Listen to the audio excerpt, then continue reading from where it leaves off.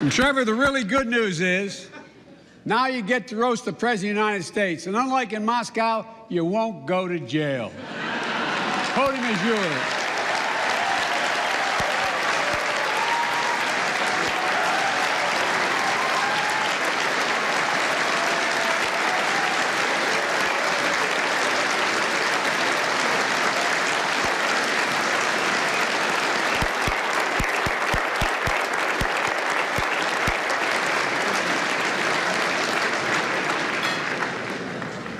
Wow, that was pretty fantastic. One more time for President Biden, please. That was really great. I got to promise I will not be going to jail. I'll switch things up now. Let's see how we do this. How's everybody doing tonight? You guys good? Everyone good? First of all, thank you so much, Steve. Good evening, Mr. President, First Lady, members of the media, and all the men relieved that Ronan Farrow isn't here tonight. It is my great honor to be speaking tonight at the nation's most distinguished super spreader event. No, for real, people, what are we doing here? Let's be honest, what are we doing? Like, did none of you learn anything from the gridiron dinner? Nothing, huh? Like, do you read any of your own newspapers? I mean, I expect this from Sean Hannity, but the rest of you, what are you doing here?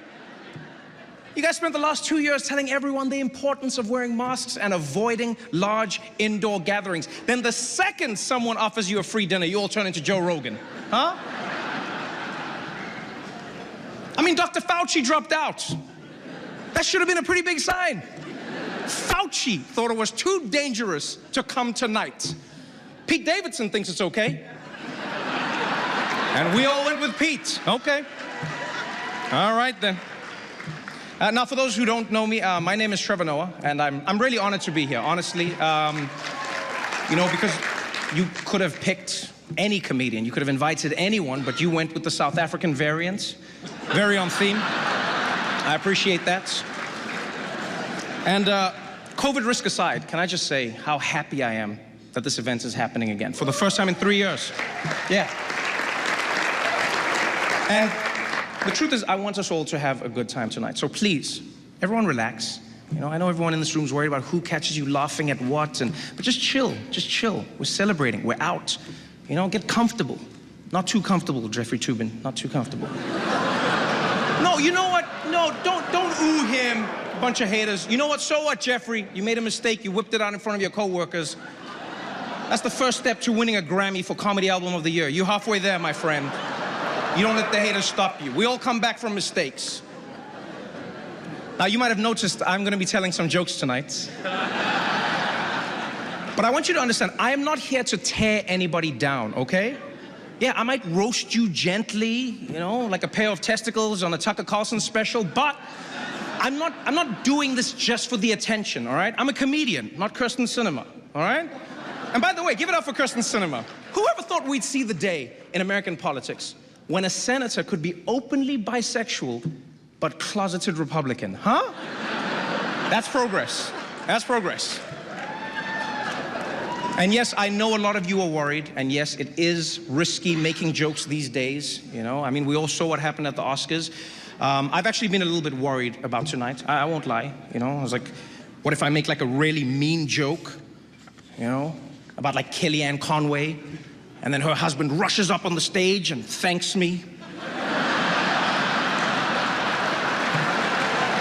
I just hope we all stay calm. Because it is exciting to be here, even though some people don't think this dinner should even exist, as you said, Mr. President, you know? Because some people think this shows that the media is too cozy with politicians. But what those people don't understand is that you guys have integrity. You would never allow personal connections to affect your ability to be good journalists.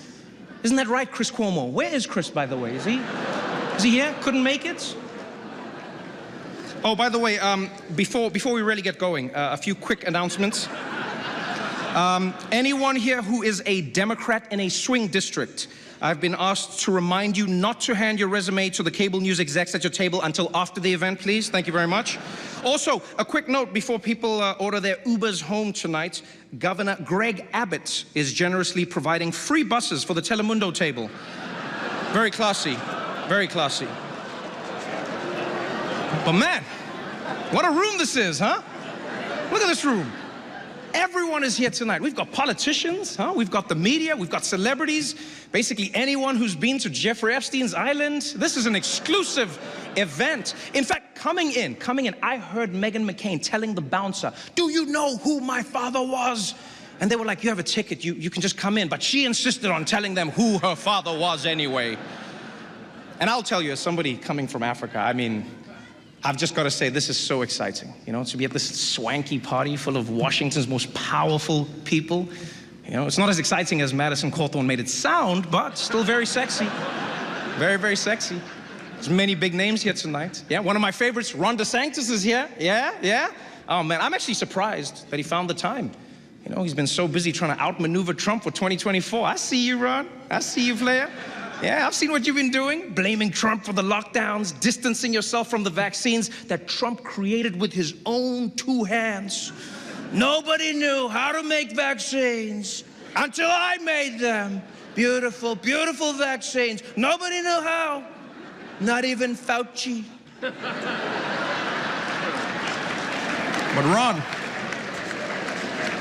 Ron is playing it coy, man. He won't even tell people if he got the booster, yeah? Or as they say in Florida, don't ask, don't tell. Am I right? I see you, Ron. You see, what I like about Ron DeSantis is like, if Trump was the original Terminator, DeSantis is like the T-1000. You know, you're smarter than him. You're slicker than him. You can walk down ramps. Yeah. Because you see, no, Trump said he won the election, but everyone was just able to look at the numbers and see that he was wrong. That's why Ron DeSantis is one step ahead. First, you ban the math textbooks, then nobody knows how to count the votes. Boom! My man! Ha ha ha! What a room! Are you kidding me? The great chef Jose Andres is joining us here tonight. Give it up for him, people. My good friend in the room. Whenever there's a disaster anywhere in the world, Chef Jose is there. Which I guess is why he's sitting at the CNN table tonight. Now, of course, the real reason that it's such an honor to be here tonight is that we all get to be in the same room as the most powerful man in the United States. So let's give it up for Joe Manchin, everybody. Where is he? Is he there? Good to see you, sir. Good to see you. No, for real, Mr. President. Thank you for being here. Thank you for having me here. You know, I was a little confused about why me. But then I was told that you get your highest approval ratings when a biracial African guy is standing next to you, so,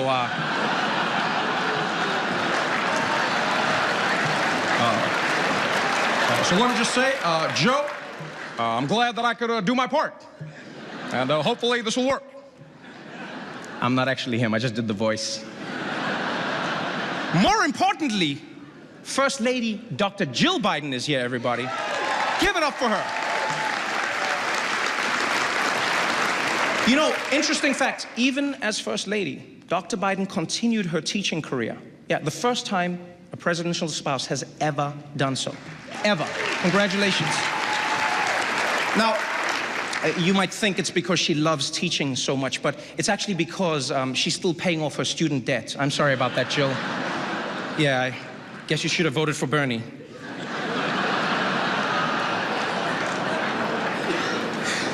You know, so can I just say, I think everyone will agree that it's actually nice to once again have a president who's not afraid to come to the White House Correspondents Dinner and hear jokes about himself.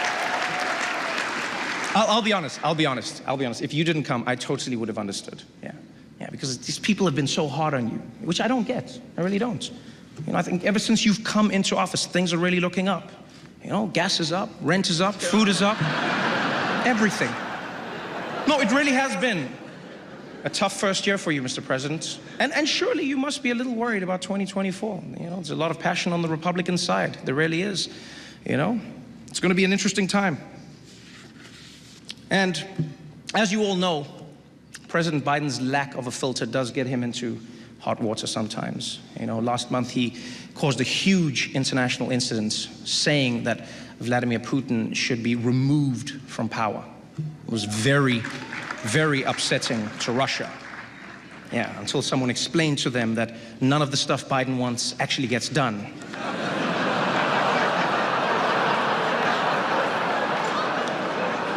But Despite some hiccups, President Biden has led the country through some really dark times since he took office. The COVID pandemic, the war in Ukraine, the launch of CNN+.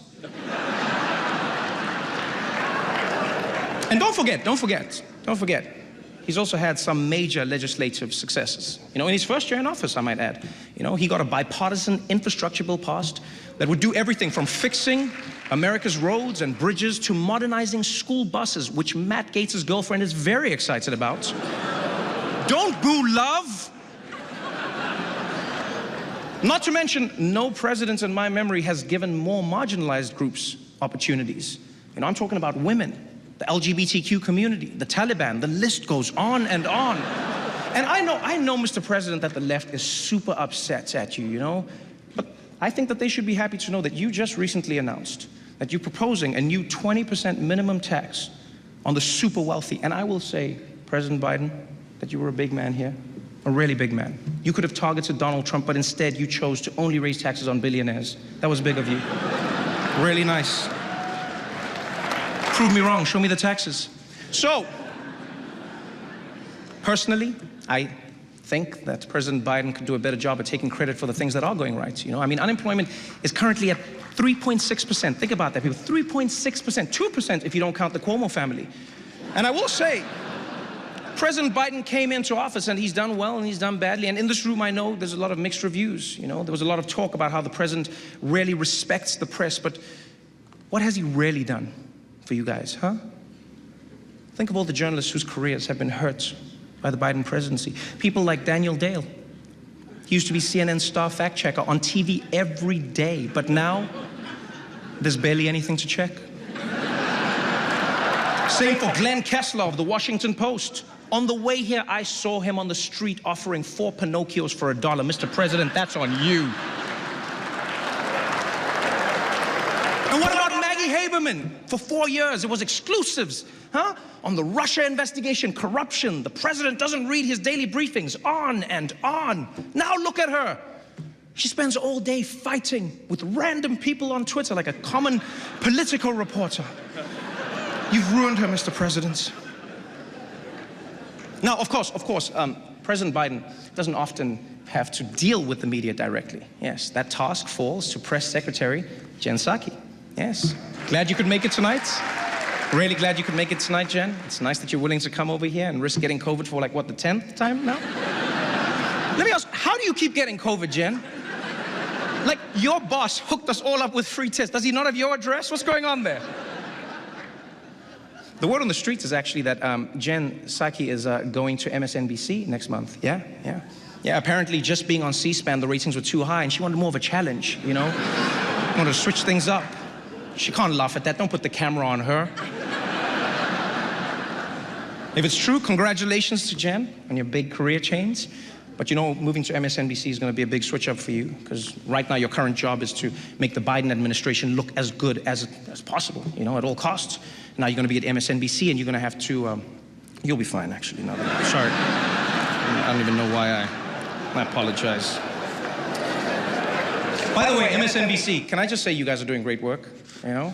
Yeah, I love watching your shows. You know, when Trump was in office, your shows were all about how bad he was. And now that Biden's in office, your shows are all about how bad Trump was. Consistency is important. We appreciate that. We really do.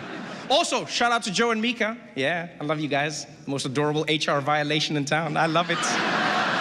So adorable. What? And that's why we're really here, people. We're here to honor the media. Yeah. So, first and foremost, let's give it up for the White House press pool. Let's give it up for them, please.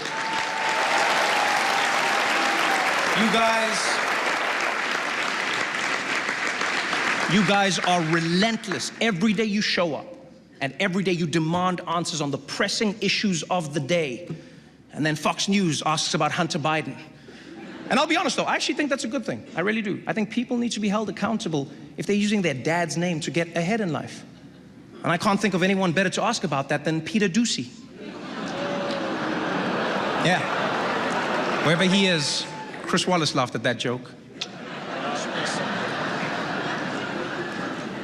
But you see, the real purpose of tonight is to honor some of the country's best political journalists, people like Abby Phillip, Yamiche Alcindor.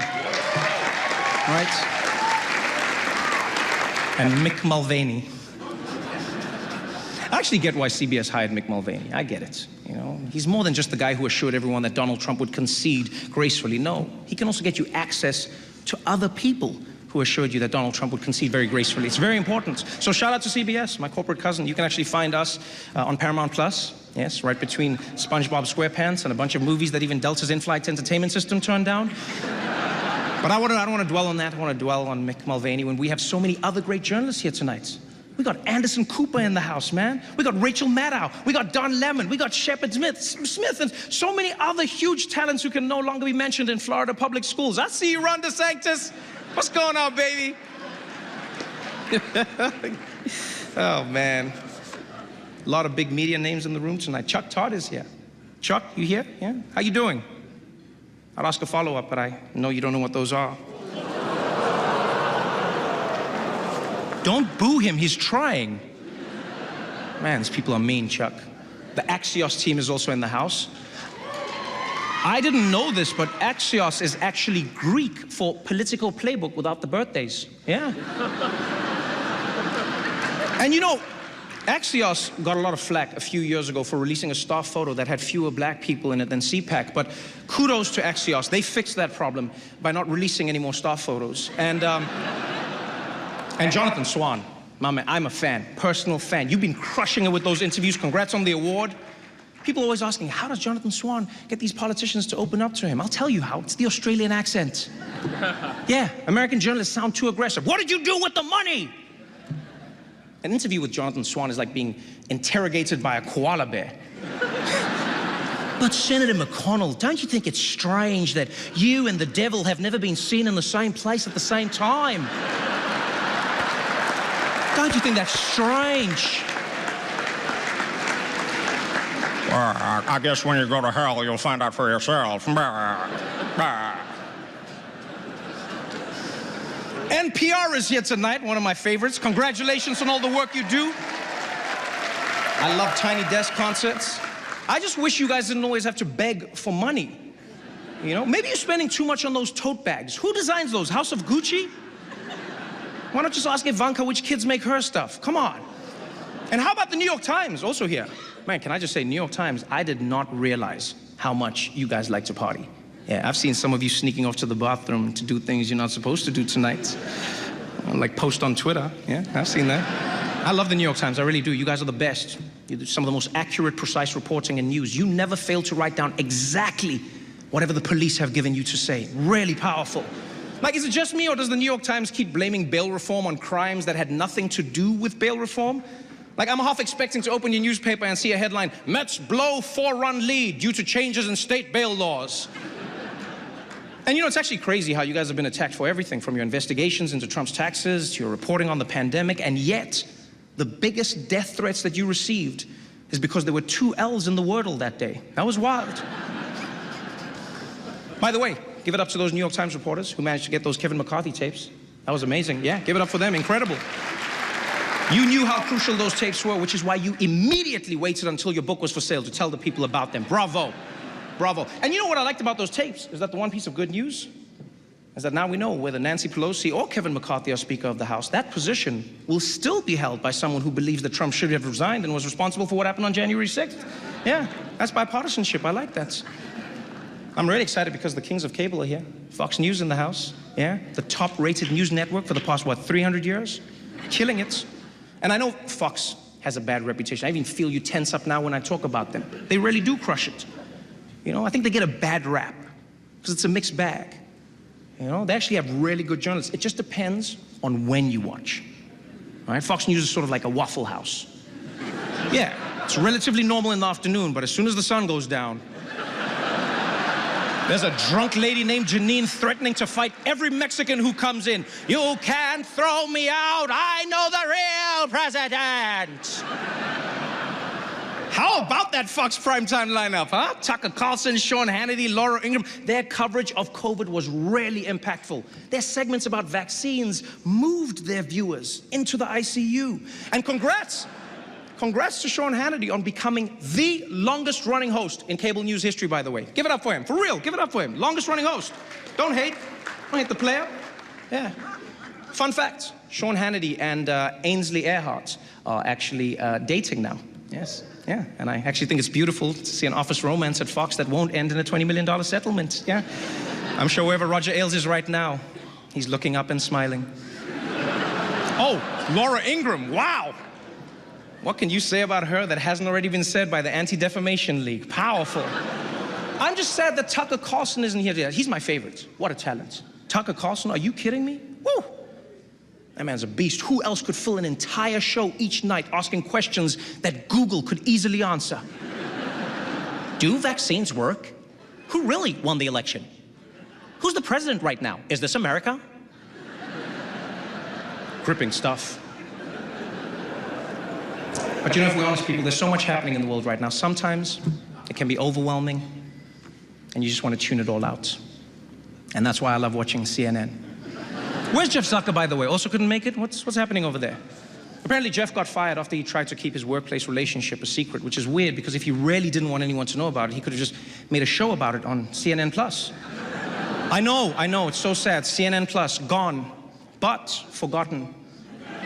You know who I blame? You know who I blame, CNN? I blame John King. That's who. Yeah, John, your magic wall can predict how every person in the country is gonna vote in every county, but it couldn't give you a heads up that nobody wanted more CNN?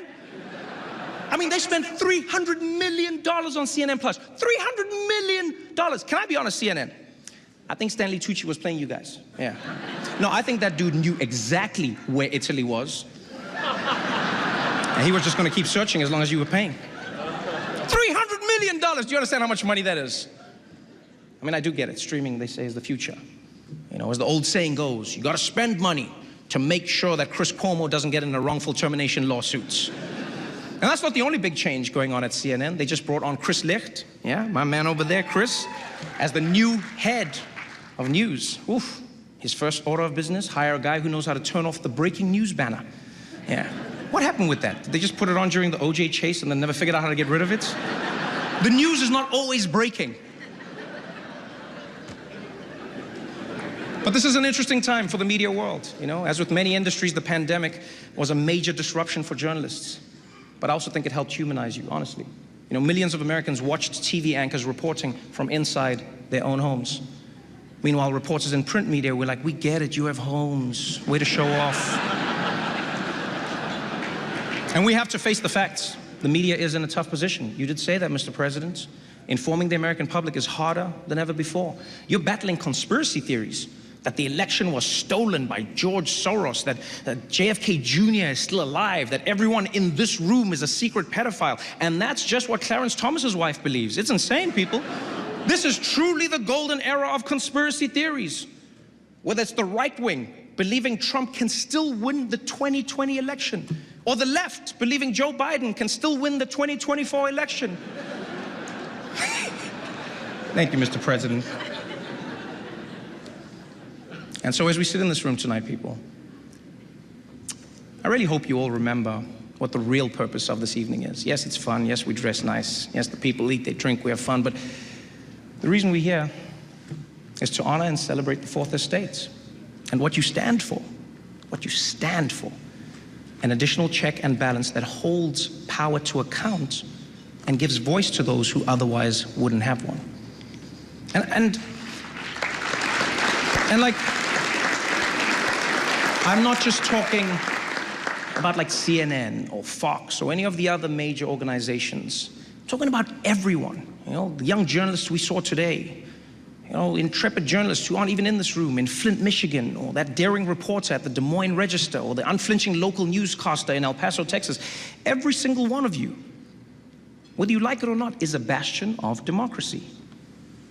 And if you ever begin to doubt your responsibilities, if you ever begin to doubt how meaningful it is, look no further than what's happening in Ukraine. Look at what's happening there.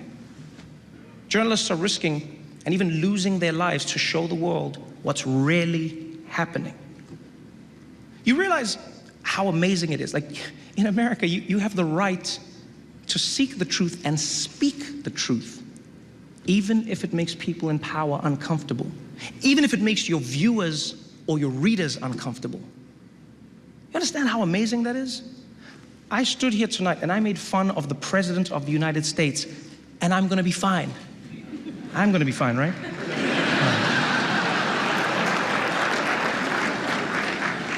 Do you really understand what a blessing it is? Maybe it's happened for so long that it might slip your mind. It's a blessing. In fact, here, ask yourself this question.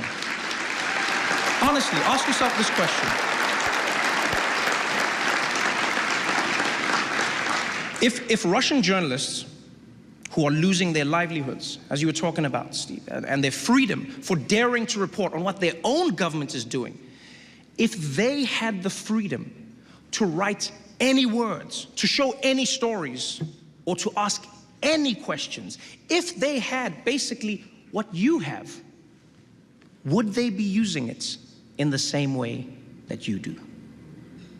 Ask yourself that question every day, because you have one of the most important roles in the world. Thank you so much for having me. I appreciate you. Please be careful leaving tonight. We all know this administration doesn't handle evacuations well. Good night, everybody. Thank you so much.